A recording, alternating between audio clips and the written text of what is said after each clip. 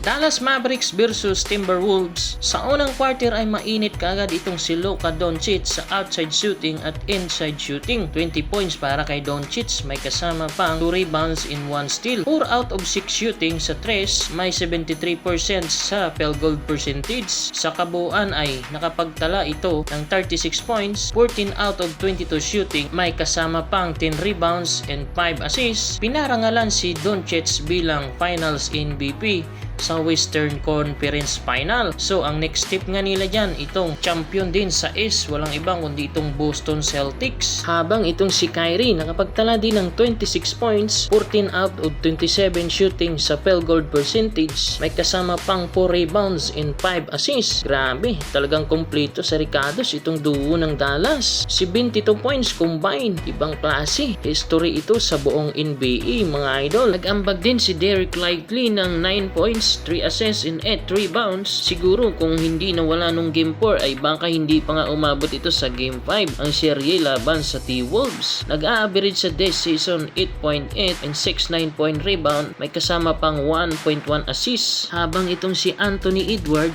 meron ding 9 rebounds, 6 assists, may 28 points sa kanyang buong paglalaro.